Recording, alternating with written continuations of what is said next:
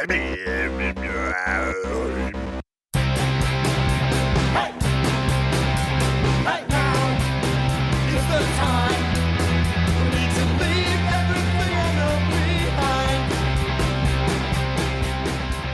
in the metro, right on a Greyhound, drunk on the Amtrak. Please shut up. Another writer. He was a talker, talking about TV. Please shut up. This one's a crazer, daydreaming disaster. The origin of junk food, running through garbage, tasty but worthless. Dogs eat their own shit. We're doing the podcast. Yeah. Damn. What the hell is that? That's Dr. Seuss on crack? What is that? Yeah. It's a bit of a deep cut. Huh? Deep Bit cut? of a deep cut. Yeah, you're going to hint at her all or just... I don't even know how to give a hint about it. It's an album from in between the 2000 and 2010. An album from 20 years ago? Indie rock staple that they've been around since forever. Indie rock staple. REM?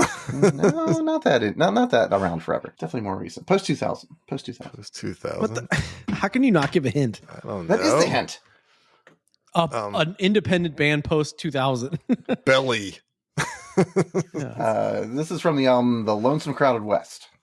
Oh, you mean not the Shins, the other dudes who talk really high. Modest Mouse. Modest Mouse. Yeah, exactly. There you go. It's from Doing the Cockroach. Yeah, that is not a good live band. I've seen them a couple times, and even with Johnny Marr, I was like, wait, Johnny Marr was in Modest Mouse? Yeah, he was in Modest Mouse for a while. I saw him at Lollapalooza, and then I was at Riot Fest watching them, and it was at night. It was like the headliner time. And I was just like, God, I'm so bored with this show. And off to the side, there are all these crazy flashing lights and like pulsing sounds and stuff like that. I was like, I don't know what that is, but I'm going to go over there. I was like, it looks better. And I went over all the way across to the far end, and it was The Prodigy. And I was like, man, I don't know if I would have picked going to The Prodigy at all. But I was like, this is fucking great. Yeah, no, they're solid. They were great. I was floored because I kind of always laughed them off as like this silly band. Like, I'm the fire starter. One of us needs a library or a wall of albums behind us so that we can just pull things and talk about them. I'll add it in. Like that's that one. Oh yeah. Actually, Greg has the setup back there, but it just looks like, I don't know, magazines or it's all books, man. Books? Magazines. I don't know. They're back issues of Fangoria. Periodicals. Fat magazines. 600-page magazine. I don't know. You're not that. I can't fucking tell. Yeah, they're all books and shit. Yeah, my like you can read. Yeah, a little. Is Dune back there? Yeah. No, it is Somewhere? not back there. Okay. They belong in a Goodwill. I know. I'm like, when no one's ever going to read these books again. I think I've read a book twice, maybe 5 times in my life. You know, like the same book twice. Like not like Dune. Like, you know, to bring it to Dune. Yeah. Josh was always like, oh, I read Dune every like couple of years. I'm like, every week. I never do that. I never fucking do that. I almost brought a copy down here to read from. Why? For this episode. What were you going to read? Decided not to. Because it is written. We'll get to it. What is this written? It's written. See? Yeah. Right Good segue. It's Lovely segue. Mm. Well, welcome to Rabbit Fighters. I'm Joshua.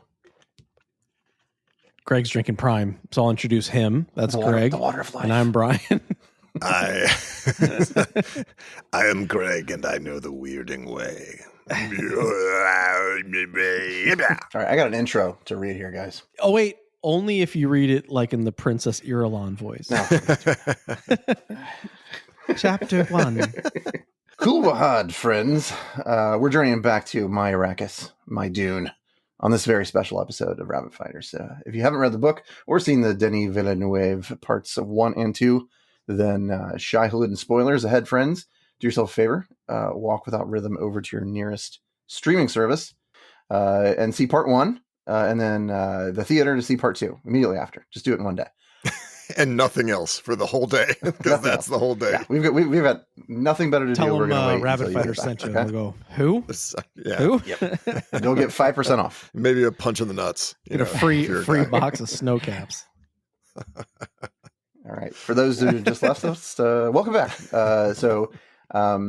If you're looking for a real deep explanation of the Duneverse, we covered quite a bit of that back in Rabbit Fighters episode number 5. where we dove into 1984 David Lynch version of Dune. We're not going to be discussing that, except for maybe, the odd reference here and there. In this episode, we're going to be discussing Dune Parts 1 and 2, the most recent part having just been released about 2 weeks ago at the time of recording. It's got an absolutely ridiculous cast. I'm going to go down. I really buckle up here. Rebecca Ferguson as Lady Jessica, Oscar Isaac as Duke Leto, or Leto, depending on the version. Zendaya as Chani, Jason Momoa as Duncan Idaho, Stellan Skarsgård as the Baron, Javier Bardem as Stilgar, Dave Bautista as the Beast Rabban, Austin Butler as Feyd Rautha, David Dastmalchian from Chicago as Peter DeVries, Charlotte Rampling as Reverend Mother Gaius Helen Mahayam, Josh Brolin as Gurney Halleck, Florence Pugh as Princess Irulan, Christopher Goddamn Walken as the Emperor of the Known Universe, Leah Seydoux as Lady Margot Fenring, and last but certainly not least, Timothée Chalamet as Paul Atreides, a.k.a. Usul, a.k.a. Mahdi, a.k.a. the Lisan Al-Gaib, a.k.a. the voice from the outer world, a.k.a. the Kwisatz Haderach, a.k.a. Muwa fucking Deeb. Is this intro this long because the movie is this long? Yeah, I thought you were going to read off the entire entire cast, man. key grip was Toby. Guy missing arm after sandworm attack. So to give them shout outs out, man. So wait, there's a guy with an arm missing? No, I'm not making shit up. I mean, there probably was. That would have been cool. Sardaukar just wandering around without an arm. Toby Jones as the really small worm. And Florence Pugh, I think, was wasted in this because it's such a small role. I'm like, she's so good. Well, why the hell is she in this tiny little fucking role? Expand it a little. Give her more, I read that Denis said, much like you barely see Zendaya / Chani in the first one, then Florence Pugh will have a much larger role in Dune Messiah. Huge role. Like they kind of introduce you in this one, and then because I was going to say one of my, not complaints, but there's a lot of Chani in this one, but barely in the first one. So I think it's going to be the same thing where Florence Pugh has a much larger role. Because I didn't know they were making a third one. So I was like, what the fuck did you bring her in this for? You could put all these, all these up and coming actors that would have loved to have been in this role that would have gotten a real career boost from it. But you're like, well, for anyone who doesn't know, the word on the street is that they are going to be making the second book, Dune Messiah, and Denis is attached to it. He hasn't signed any contracts yet, but that is the way he's always stated he wanted to do three movies. He wanted to do Dune Part 1, Dune Part 2, and Dune Messiah. So, and we don't have to get too much to Dune Messiah, but yes, Princess Irulan plays a much, much larger role as a conspirator in Dune Messiah. So that's a back pocket character then. Like, hey, we got her in a back pocket for the next one. In the book, she is she's spliced out like pretty much every other chapter. She's got a quote at the beginning. She's kind of filling in the narrator gap there where she's like giving a little bit of backstory and just a taste of like what life is like in the Imperium, which I thought they did a really good job of doing that similar thing with her and her character in the movie, because she's actually in the movie a lot more than she's in the book. She they show the whole, working with the Bene Gesserit, plans within plans. Like none of that shit's in the book. Like she's a non-character until the last chapter of the book, basically. And then just the quotes at the beginning of each that tell you, hey, there's a princess out there named Irulan somewhere that's knows some shit. And that's about it. So yeah.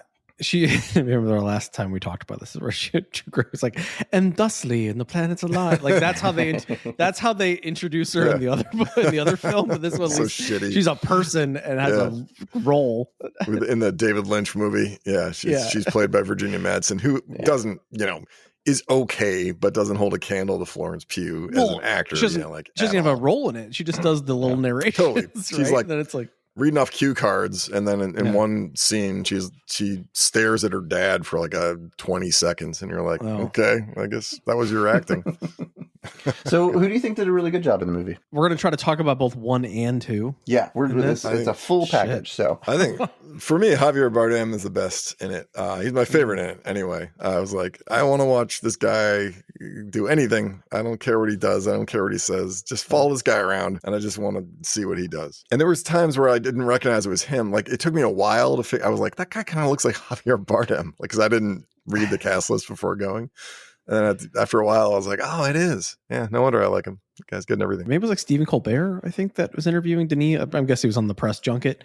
But yeah, he talked about Javier Bardem and like how committed he was to like them making up the fake language of, it's like Chicopsa or something like that. Chicopsa, yeah, but like he was like a stickler and like was like learned everything and was like really into it. And so it was kind of, he was like, learning Elvish very and into Lord his of the character Rings. and the language, and which I think kind of, it made it very, very believable that he was, Javier Bardem just did a fantastic job. And I think it's really funny that it's this in the second movie, it's such a weird mix of seriousness and comic relief that like his character ended up being the comic relief in the whole thing for his whole religious zealotry arc, and his like just intense belief that Paul is, that he's at least I'll give him that he's going to lead them from the get-go. And it's just like that one moment where he's talking to Jessica and he's like, "You're going to become our Reverend Mother," and she's like, "What if I don't?" And he's like, "Well, then we're going to kill you, because that means you're not the mother of our God, and that means he's not God. So what do we need you for?" Yeah. But it was like that little test, and like from that moment on, he's like all in on Paul. Yeah. And just like you believe every second of it that he is just this religious like nutball, in the most like lovable, like affable kind of way. And I don't know. Okay, it's been a while since I read the book. I just don't recall that. I don't recall the riff between Stilgar and Chani. Like she's, trying to. Okay, I didn't think so. Like, because he's the leader, and like you said, he's from the southern part of the planet, and they're all fanatical. But she's like, I just want to be a Fremen and a fighter, and blah blah blah. I don't believe in any of this. And there's like a faction of them that don't believe in all this, Messiah, that Paul is the one bullshit. It made sense, like to kind of create that rift, and it moves the story forward. Yeah, and it sets up this, us versus them kind of thing. It explains the religious fundamentalism that they're kind of walking into by having her like as an outsider. They did a lot with Chani. That, I mean, it was for the sake of the story, and I think it worked in the end. I don't know if we want to skip to the end. Like what did you think of that very last to the end? Because we're talking about Chani, so that very last scene after the fight. It was surprising to me. Paul ascends, and then Chani runs off and goes into the desert. I was surprised. To ride the worm. Yeah, I did not know what to expect because I didn't read the books, and the David Lynch movie is a fucking mishmash of crap. But that is not how the book ended. Yeah, I felt like it was like the ending of The Empire Strikes Back, where you're like, whoa, but like everything just got a little messy, Mm-hmm. Does the book even cover the end like that? It does. I mean, I don't at the end. Because Paul does, he marries the princess, right? Because then tried to rise himself as, raise the emperor. So that was actually I was going to bring the book down. I was going to read the final paragraph of the novel, because it's essentially the book ends with Paul ascending the throne and taking over. Mm-hmm. And then the last like paragraph is Jessica and Chani talking to each other about like what the hell just happened. Like he's going to marry Irulan. And Jessica's thing is like, whoa, don't worry about Irulan. Like she's never gonna have a kind word from Paul. You're gonna be the concubine, and that's gonna be your title, and that sucks.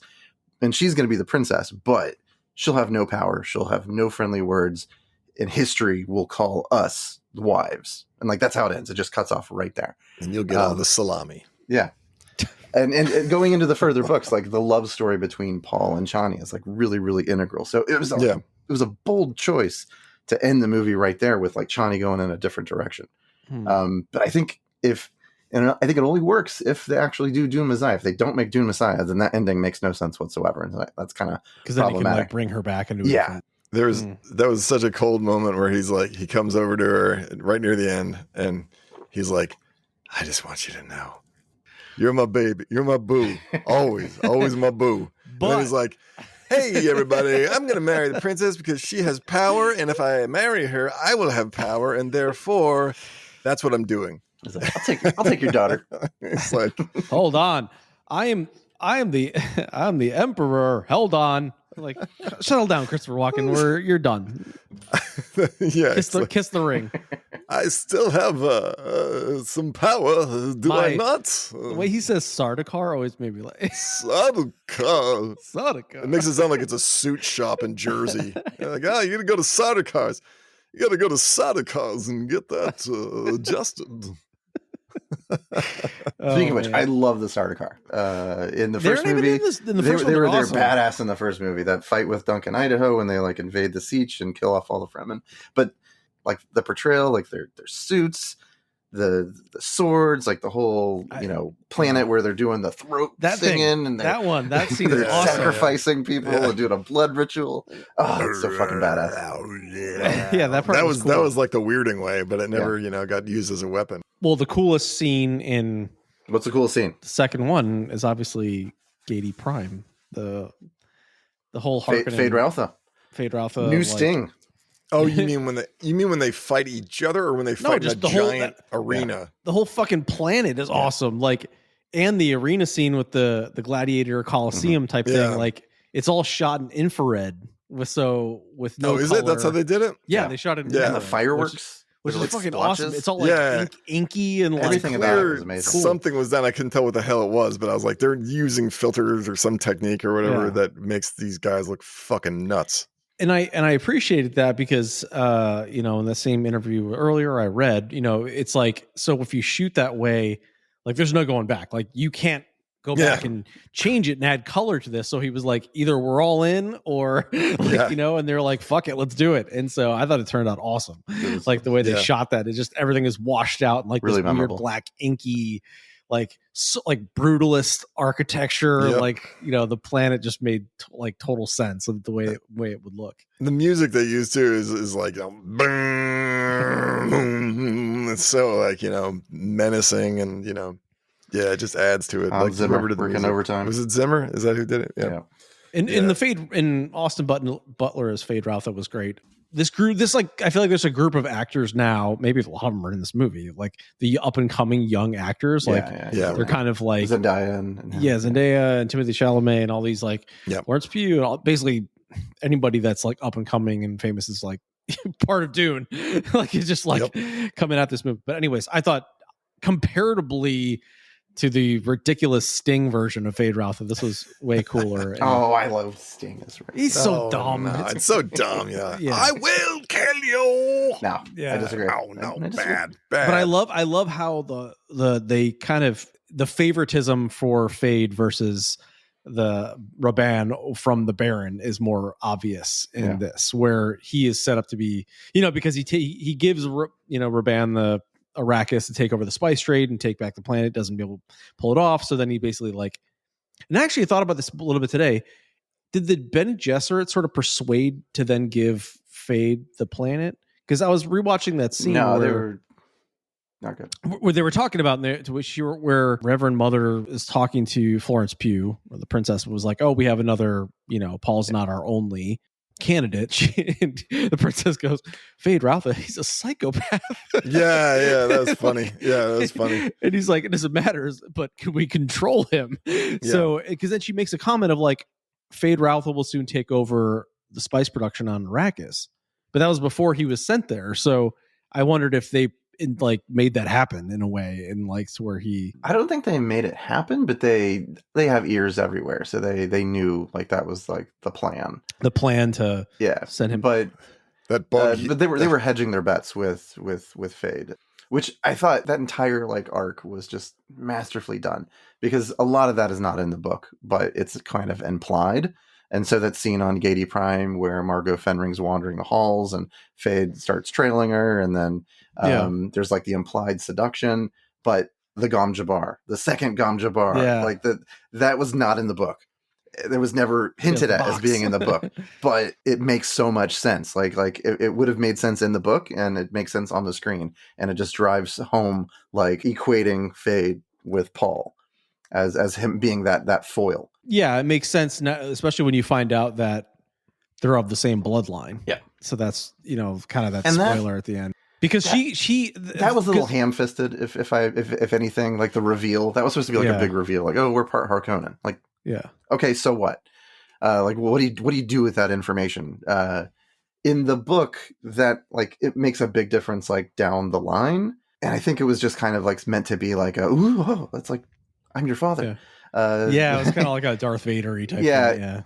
it didn't. I don't think that played very well. I mean, I was expecting it, so I don't know. Greg, what did you think when you heard it that they're Harkonnens? Yeah, I didn't think it was that big a deal. I like that line where it plays out a little is when the mother says, you know, your father didn't believe in revenge, and he's like, well, I do. I fucking do. I love that line. I was just that was good. And he says it so matter of factly, so that when he does horribly stab the Baron in the fucking neck, I was like, God damn. Oh, fuck him. He's terrible. He's a terrible I know, but it's just so gruesome. I thought he got off easy, honestly. I was like, they should torture him. What I'm saying is, like, for a guy who read Fangoria magazine to try to act tough, like, I really don't like fucking horror movies and like nasty or stabbing and shit like that. So, like, for me, it was like, God damn it. No, Jesus. And I was watching with my kids. I brought my kids to the theater. You should see Dune Part 2. We didn't know. Yeah, we didn't know. Like, we just were like, why don't we just go? Because we saw part 1. Yeah. And part 1 we saw at home. And I was like, this is fine. You know, part 1 was fine. Like, let's just go see part 2. Yeah. And in the middle, there's not a lot of blood in part 1. About a third of the way through part 2, my wife and I just looked at each other like, oh shit, we made a terrible mistake. Yeah, absolutely. And so stuff like that, I was like, oh fuck, you know, he stabbed him in the damn neck. And I kept looking over at Margaret. She's like, oh, I'm like, yeah. The kids are like, we've learned a lot here today, Dad. I know. Like, they're chanting, Muad'Dib. Yeah. When we walked out of part 2, my wife was like, our kids are not watching this movie for a very long time. Yeah, that's probably a good we just bumbled into it like idiots. I liked the Harkonnen mission control. Oh, just like anytime you say anything against them, they just kill you. Yeah, what is... It's gotta be really awful to be a you just hope no one talks to you. Ever. You're gonna die. What's your goal in life? Is there like... There's no barbers, obviously, on the planet, but are there like greengrocers, like cake makers? What's a normal Harkonnen like? And if you ever got put into the service of the fucking Baron as a server, like, you're fucking dead. Like, why would you do that? It's like being a stormtrooper in Star Wars. Like, what are those guys? They just get mowed down again and again. They just exist to die. Yeah, the Harkonnens are my favorite part, I think. Absolutely. Yeah, they're way better in this than the dynamics of like even between Feyd and Rabban. It's kind of funny, or like he just like kicks him and like whatever makes him just like make him like kiss his boots or something like that. Yeah, kiss my boots. Yeah. And then there's that one scene where Feyd kisses the Baron, which is bizarre, and you're like, oh yeah, what? Okay, but that's. I feel like a broken record here. That's like taking something that was really spelled out in the book, and like, we're not going to do all that. We're just going to distill it down to its essence, and we're going to show it on the screen.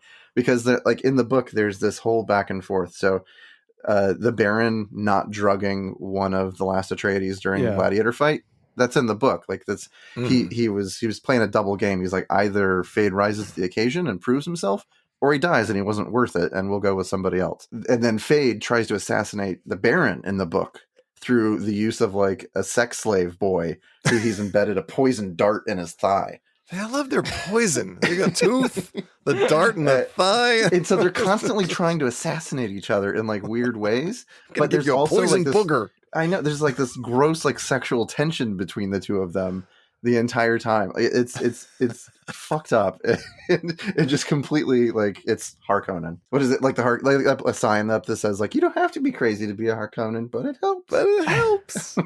I love the part where, you know, the gladiator scene where he didn't drug one of the gladiators, but like, all the gladiators are like limping, they're old. They're drugged. Why do you need to drug them? Like, they're just like beaten to shit in the first place. They've been in prisoners.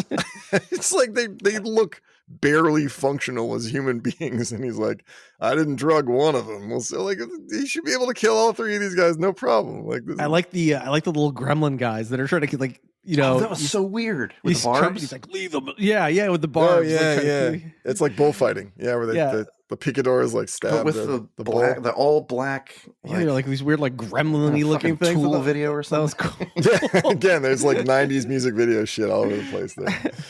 That's so funny. And so the final scene, right? The fight where it all kind of comes down to Feyd and Paul. But I remember in the book they have shields on, don't they? Have shields in the book? I thought there was like a shield battle that Paul and Feyd fight. Oh, I honestly don't remember if they have shields. No, I don't think they do, because I remember there being an aside where Paul is noticing his movement and inferring that he's trained with like a half shield his whole life, and that's why he's like got that stance. So because Paul's trying to figure out the way to kill him, so he doesn't have the shield on at that moment because he's acting a certain way. Maybe I'm thinking of the way they portray the gladiator scene in the book, which is like, because they mention like poison in it and something, and have a shield. And in the gladiator scene in the book, there's two knives that he has. One, it's like all symbolic in Harkonnen culture. Like the black one has the poison, and the white one does not. Yeah, there's a poison knife or something. Yeah, and he switches them. Like the white one has the poison this time, but the black one doesn't. Like I thought that was a cool fight scene in the end where he stands up for the Emperor chooses him, right? So as his champion, and then I thought I saw him stab Paul in the stomach. It's like in that fight, in the leg, yeah. But somewhere. I mean, there was one before he gets him in the arm, before he gets him in the shoulder. I thought he like crunches the knife into his fucking stomach or his lungs, and he's like, yeah. I'm like, oh, are they gonna kill Paul or something? Like, what the fuck? He did an amazing job of like really making you feel like, wait a minute, this just went sideways. Yeah, like, you know that's not what's gonna happen. But then he was like, I am fine, and felicitation to everyone. And you're like, but he stabbed you in the. You were breathing like ragged dead guy. He hobbled over to the Emperor. What the fuck happened? I'm barely alive. You took some Pepto-Bismol and duct tape, and you're fine now. Like, what the fuck happened? He just does the gets up acting. And that's what it would have sounded like if I had been stabbed in the stomach, like the Willy Wonka roll. Where he stands up exactly. So the first time I saw it, I also was like, I don't really get how that worked, because in the book he did not get like run through twice. But in the movie, the second time I watched it, I noticed like after he took the water of life and became prescient, he knows the future. There's this moment where he like uses his hand where he's like, there's a narrow path through. And I think that's the stabbing. Like that's what he's talking about. Like I have to get stabbed. Like the only way I can beat Feyd is this moment here where I get stabbed in just the right spot where I can survive it and then have the advantage over him.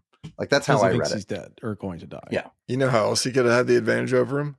By fighting really well. It's like, why do you need to get stabbed on purpose? Training harder. You know what would help my fighting? If I let him stab me in an almost lethal spot. Like, I don't think that would really help. It seems like it would hurt you. Sounds like the picador guys would have done that to you. Well, it ain't perfect, but that's my theory.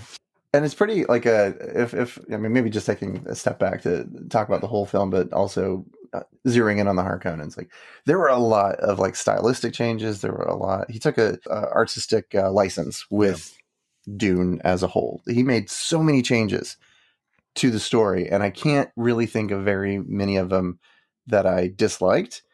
That I didn't see the reason behind it. Because I mean, taking Dune and turning it into something that's palatable on the big screen, unlike David Lynch, he really figured out how to do it. He took a lot of the major points and sort of he rearranged them in certain ways, and so it's not exactly like the book. In fact, there's a lot different than the book. But I walked out of it, both movies, really feeling like he did it justice. Like he took the soul of it and he was able to translate it to the screen for people who hadn't read it, so that people who both had read it could understand it and like it and appreciate it, and people who had never read it, had never heard of it, could still walk out of there and get a lot out of it.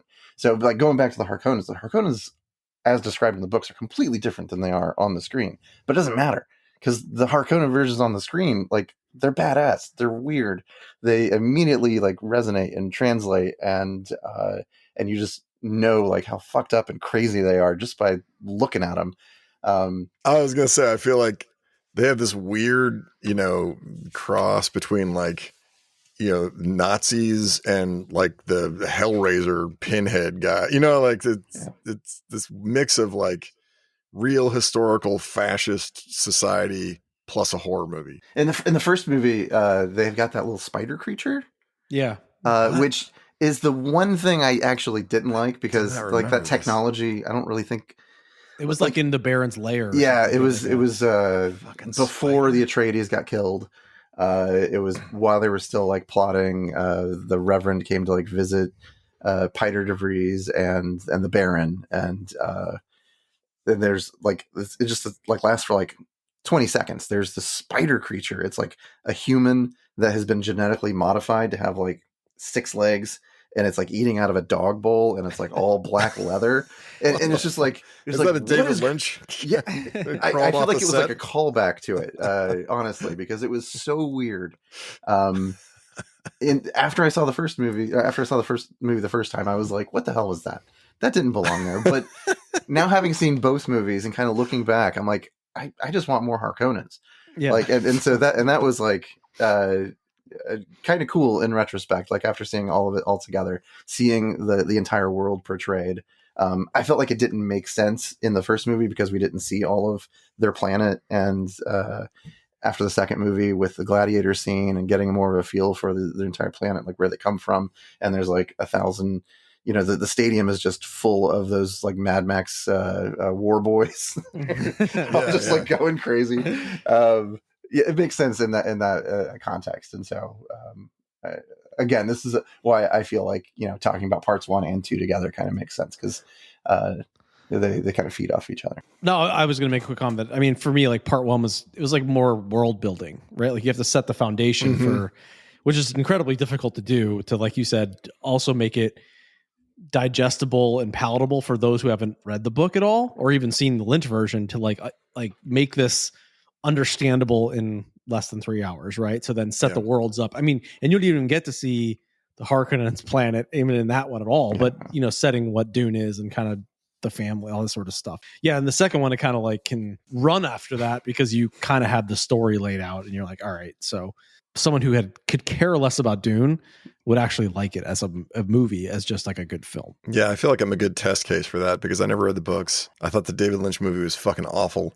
And then I mocked Dune for the rest of my life after 1984 Dune came out. And I was like, fucking Dune. Stupid ass bunch of crap.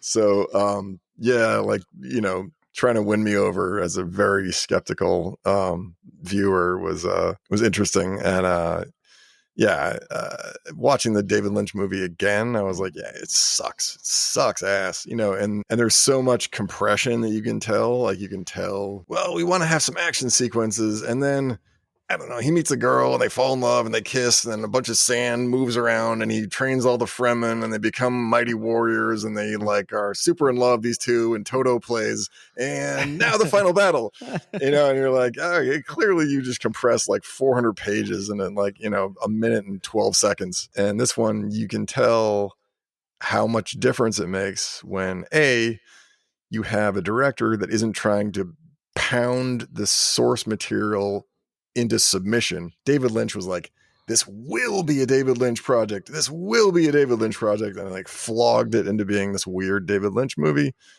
And, you know, Villanueve, if that's how you pronounce his name, I never hear it pronounced. It's like Villeneuve or Villanueve. I don't know. This guy. It's French Canadian. Denis. Just call him Denis. We're on a first name basis now, guys. Denis is more like, you know, instead of beating the horse, you know, to get it to ride the way you want it to, he's like, let's see how this horse, let's get on this horse and see how it rides, and I'll adjust to it. I feel like he, you know, spent time with the source material and saw where it wanted to go, like added his own artistic licenses to it here and there, but it really felt like more of a coherent story, more of something that had a solid, you know, worldview. Like, you know, the story with Bardem learning the language and being a stickler about learning the language. People always think this stuff doesn't matter. You know, you'll say like, hey, in Star Wars, they had to learn an entire language for Bantu. And people are like, who fucking cares? Just go bleep, bleep, bleep, bleep, bleep, bleep. But like the details really matter when you watch these movies and you don't know why. Yeah. Like you don't perceptively, you're not, as a viewer, you're not like, oh, they created a whole language and they're being consistent, but the details shine through when you have the attention to detail like that, down to that tiny, tiny little level about how they pronounce a certain word in this made up language. it shines through and you enjoy it in ways that you can't understand. Absolutely. I gotta say, the sidebar, I think Duncan, Idaho is a dopey name too. Yeah. It's like all these Paul Muad'Dib and Sardaukar. He's like, I'm Duncan, Idaho. I'm named after a potato. Yeah, I know. It's like, I think it's a lot of hate in the Dune fandom for sure. Cowpoke from the fucking Montana. What the fuck is this guy doing Duncan, here? Idaho. I feel like Frank Herbert was from Washington, which is adjacent to Idaho. And I feel like when he was naming characters, he was just like threw a dart and was like, Duncan, Idaho. He's like, yeah, I don't know. Seems good. It's funny because like there's so many names that are just like they're so exotic and weird, and then there's like Jessica and Duncan and Paul. It's just an odd Timmy mix. McGuire from the Sardaukar. So You're Stilgar. You're Jamis. You're Paul. Steve of the desert. I'm Steve. There are those who call me Tim. Yeah. And that goes back to the Monty Python, the holy shit, the life of Brian moment. I think we all saw it. Where he says, I'm not the Messiah. He's like, I'm totally not the Messiah. Just like, oh, only the Messiah would say something. I know. Only the Messiah would claim to not be the Messiah. No, I'm not the Messiah. That got like a huge laugh in the theater. Like it was ridiculous. No one laughed in the theater that I was at, but I'd laughed in my own head. In my own head, I said, he's a very naughty boy.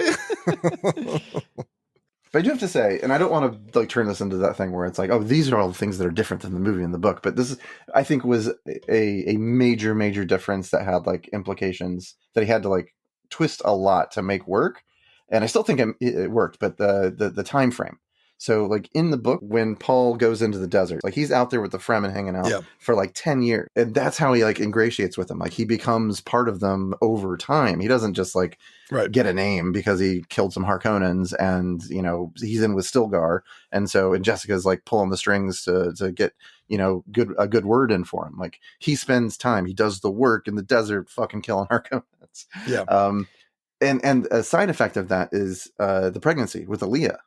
Because in the book, she's born. Like, remember in David Lynch's Dune, she's that creepy little girl. She's the fucking stabby little girl. My brother's coming for you, you fuckheads.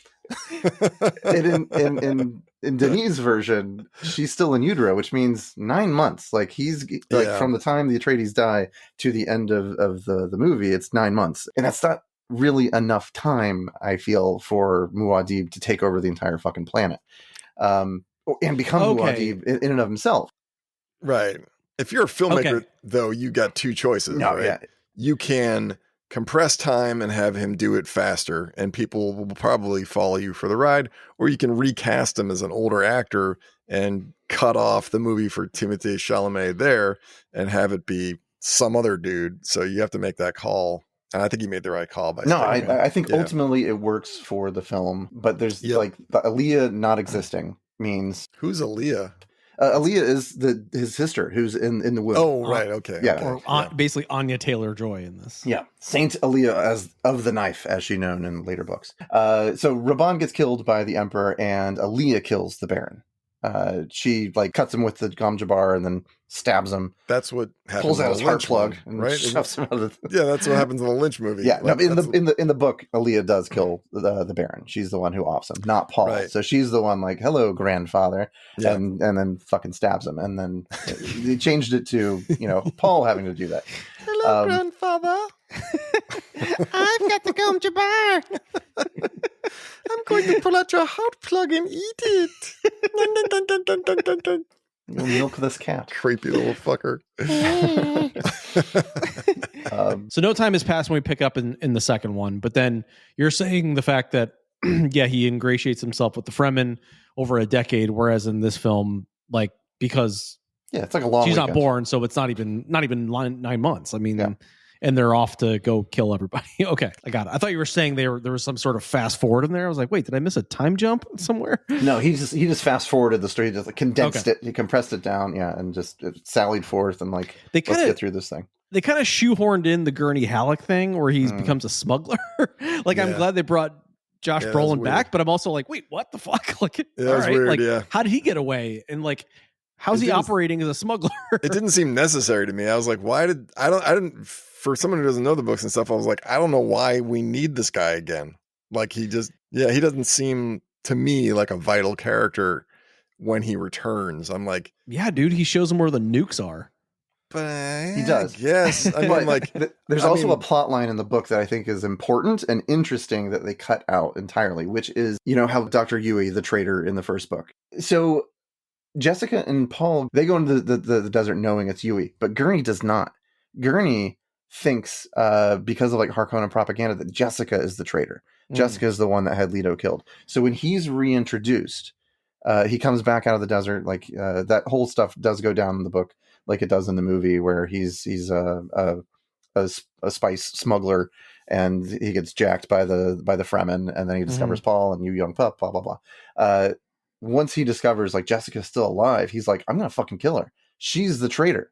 And so there's this whole aspect where he's about to kill her, and she stops him, and they explain like it was Yui who was the traitor, and then Gurney like falls on his knees and he like becomes like, forgive me, I'm right back with you. I never left the Atreides. I thought, it's the Harkonnen bloodline. I'm sorry, so it's all coming back to me now.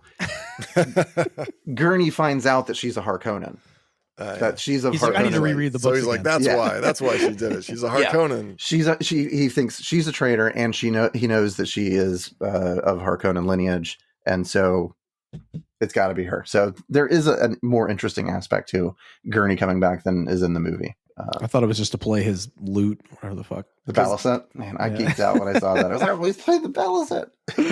Because I feel like personally, he's another guy to slap Paul Moody's back, or you're like, I don't know, he's got a lot of people to slap his back. I don't really need this guy anymore. And then the nukes thing, I don't know. I feel like you could not have them. I don't feel like they need nukes. In fact, when they said we have nukes, I was like, what? Like, now it became like America versus the Soviets, or like it gave it a weird us and our planet context for me, where it was jarring.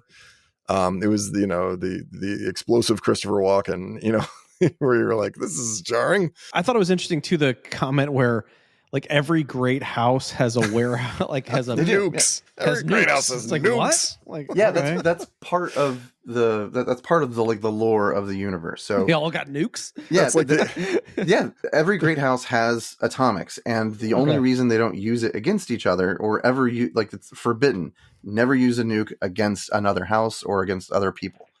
And so it's like written to the contract of if you're a great house, because if you do end up doing that, every other great house in the Imperium is legally obligated to destroy you. Not just like wipe you out entirely, 100% homicide. Every last one of you will be killed.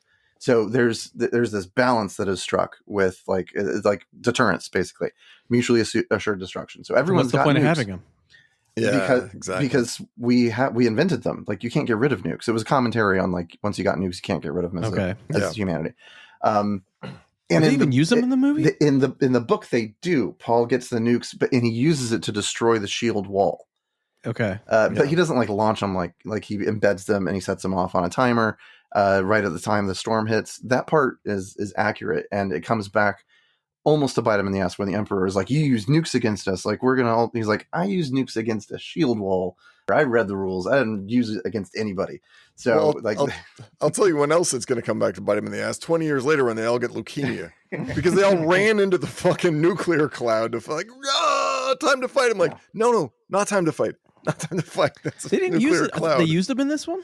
Yeah, I thought they just used the cover of the sandstorm. No, he launched the nukes. All these. It was like a 45 seconds max. There was this mushroom cloud thing, and then they all ran into it. I'm like, what? But the nuke thing. They all turn into the six-legged creature that the bear has. I know, exactly. That's where it came from. I was going to say one other major thing that I just thought of that was cut out entirely because they condensed the time down was that Chani and Paul have a baby, Leto the second. The baby doesn't last long though, because when the Harkonnens were destroying Sietz Tabra, where they blow up the mountain. Yeah, they blow up the mountain. I don't think that happens. They just Sardaukar come in and they stab a bunch of people. They take a bunch of hostages. That's how they get Aaliyah captured in David Lynch version. And they kill his baby. So that like overshadows, they're about to like take out the Sardaukar. He's about to like launch the charge, and he gets word that his kid just died. It comes back in later books because of the loss of that child. It wrecks Chani. That got taken out like entirely. And it really like changed Chani and Paul's relationship a lot, like cutting out those 10 years. So again, what happens to the Emperor in the next one? Well, yeah, because he says the great houses do not acknowledge your ascension to the throne, right? And then he just gets... I mean, these are all spoilers for Dune. The Emperor is like Biff in the end of Back to the Future, where he's like, "Hey, can I shine your card there for you, there, Mr. Modib?" He's like, now, Emperor, your new book's here. It's Love Among the Sandworms. It's oh boy, it's here. Well, I guess we can leave. I should read the book. But if you want to read the books, then I won't say anything. But because there's a lot there, but it all gets wrapped up. I mean, every single thing you've brought up of like, well, where's the setup, or where does this person go, or like they all have a purpose. And Frank Herbert does, I think, a fantastic job of like giving them all a story that is interesting, and goes somewhere and plays a larger part. I like the part where, he drinks the water of life, because there's all this, he's going to end up being the Messiah, basically. It's not like a surprise.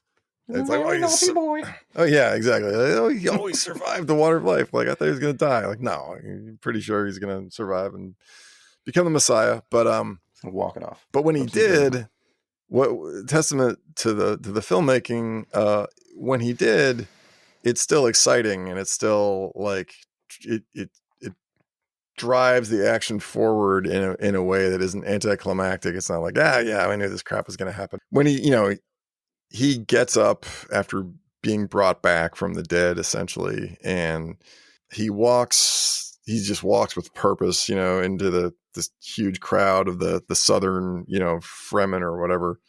And they do this super awesome shot from above where you just see the heads of all these, potential worshipers, and you see him cutting through, they're like making this little line through all these heads that are like crunched together, and it's something like transformative and invasive, and that is kind of what he's becoming. He's kind of transforming. He's delivering them, but he's also accepting power and craving power.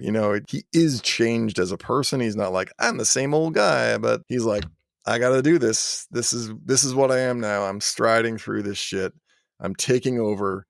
I'm going to rule everybody. I'm all in. That scene was, that whole sequence was cool, but especially that overhead shot with all the heads. I was like, God damn it, this is great. All right, should we rate this?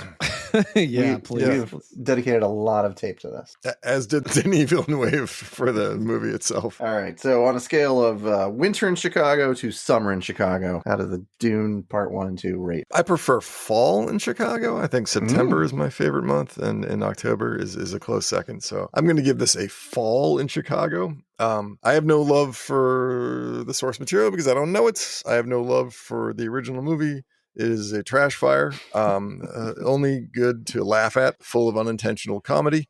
It is February 4th in Chicago. I'd say it's March in Chicago, where you're like, the despair sets in, and you're like, oh God, will it ever end? Will it ever get good? Will it ever be nice again? This one I'll give fall in Chicago.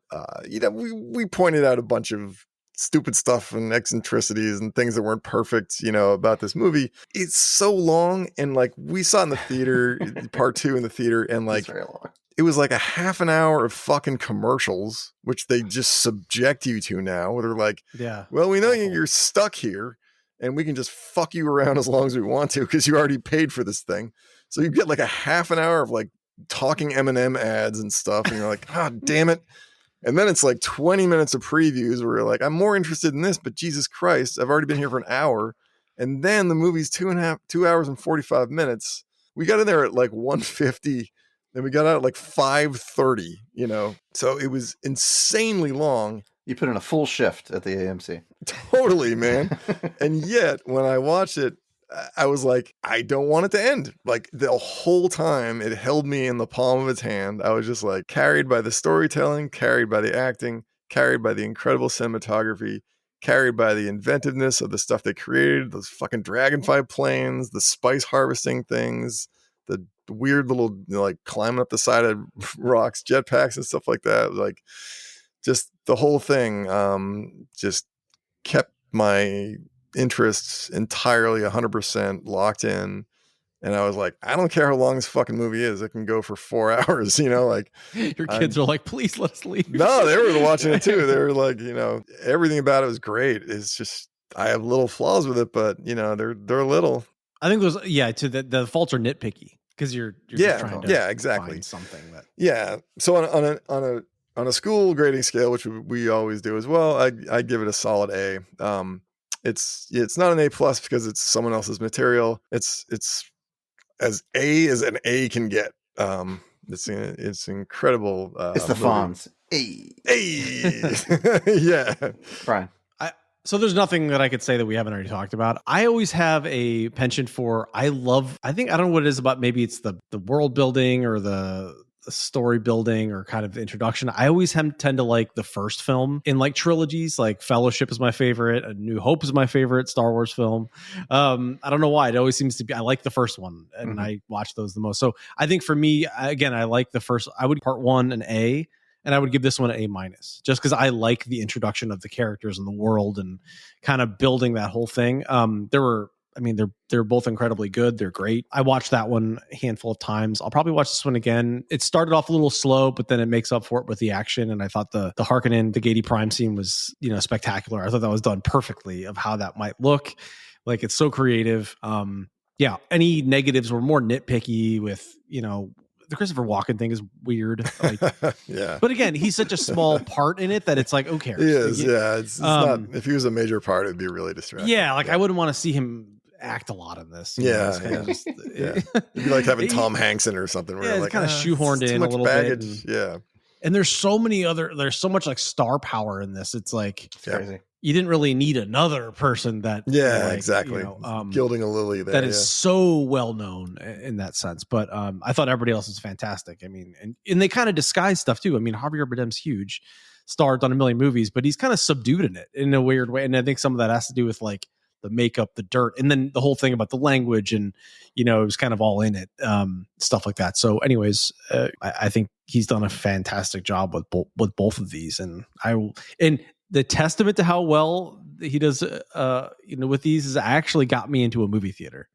So I actually went and was like by myself, and which I don't mind. I love going to see movies by myself. But I was like on a Saturday midday, I was like, I'm going to see this, and like I was excited to go. Usually, I feel like I used to love going to the theater. COVID kind of killed all that, and now it's not really the same, like to whatever. So it's got to be something I really want to check out to like get me to go, which is funny because it was like me and like 10 people, which is kind of weird. And I said to Lena, I'm like, kind of dead in here. She's like, oh, it wasn't earlier. Like, oh, okay. So I went to like the 8:30 on a Saturday or something. I'm going to give the first one slightly edges out. Maybe upon a couple more watches, but because I've seen that one more, but I'm giving that one an A-. It's a little, a little bit of a down tick. Now you know what I'm gonna say. Actually, I don't. Well, I'd be curious to see what your thoughts are on what I said 1 and 2. I don't really know, man. That's actually really hard. My heart of hearts, I want to give them both an A+ because I love them both dearly. Because I love the source material dearly, and I feel like someone did it justice. Mm-hmm. Someone took the thing off the pages and they put it on the screen, and it's not exactly how I was imagining it, but that's great because I get to see it in a new way. And they did it with love and just to such high quality on every level, like the casting, the costumes, the designs, the sets, just the little intricate little details. Like it's a work of art. But which one do I enjoy more? I mean, I feel like they're both part of the same story, so it's hard for me to split them up like that. But which one of your kids do you like better? I think it's the same question, right? I think the first one edges out slightly, only because right now there's a big question mark at the end of 2. And if they don't make a third one, then the second one is drastically diminished in my eyes because of some of the choices that were made in order to set up for the third one that don't make sense unless there is a third one. I like the second one better than the first, but I did like the first an awful lot. I feel like the second one is so much more, much more shit happens in the second one. You know? Yeah. That's just... I mean, yeah, there's aspects of the first one that I like more. There's aspects of the second one I like more. I love the Duncan Idaho character, and he was only in the first one. But I think the thing that I love the most about this, and I was thinking about it as I was walking out of the second one, and like kind of the days after that, because you can't really go anywhere right now without hearing about Dune. Like, it has become like kind of a cultural thing. Like, I was in the office at work, and there were like just random people having conversations about going to see Dune. Yeah. This is like is that like a parallel universe for you? Like, why is everyone's talking about Dune? Yeah. You know, I think a younger me would have been like hipstery and like, man, I was into this way before. Yep, I was gonna say totally. It's that band that you know. I am older now and more mature, and I love Dune so much. Jazz that everyone else likes. Super happy everyone's getting introduced to it. I love it so much because I have gotten so much like happiness out of it in my life, reading it so many times, finding new things. So I'm super stoked that somebody did the material justice, and it's getting out there in the world finally. All the kids are finally listening to Roy Donk. Yeah. The Colgate Comedy Hour. I was just waiting for them to find Roy Donk. So yeah, that I will talk about Dune anytime anyone wants to. Come on the podcast. We'll talk to you. Well, in all likelihood, we probably won't be talking about Dune again until Dune Messiah comes out. Oh, that's not true. Actually, this year, there's an HBO Max show about to come out. It was filmed at the same time as Dune Part 2. It's called Dune Prophecy. And it is focused on the Bene Gesserit. It was originally called Dune the Sisterhood, but I think they've changed the name since then. I was just reading up on this before recording. Yeah, it's already been filmed, and it's going to come out on HBO Max this year. So it's a series, though, not a series. movie. It's a series, yeah. So, but it is the bad news is it is based off of a Brian Herbert book. It's good in the bad. So, all right. So, on the next episode of Rabbit Fighters, we've got a rando coming up, which means we're going to pick from the randomizer 5000. We have 28 items. We need sound effects for the randomizer. A mixture of. I'm gonna loop in exactly what I was picturing. Backwards Sardaukar thing. It's a chunky. We're going with number 10. Number 10. To Live and Die in L.A. Ooh. Oh, To Live and Die in L.A. I have not seen this movie. Taste is in your ass. Taste is in your ass.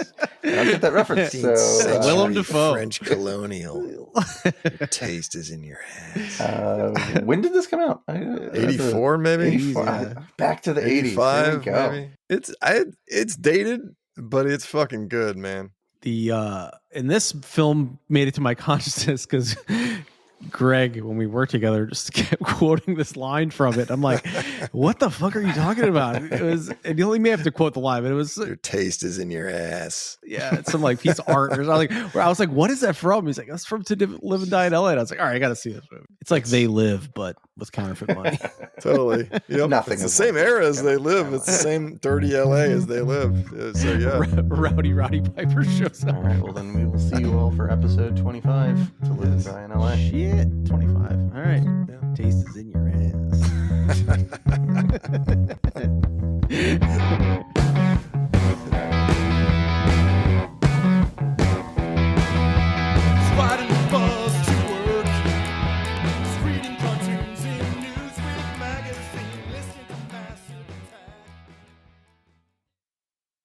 We also love all the blue eyes. It is very Teutonic.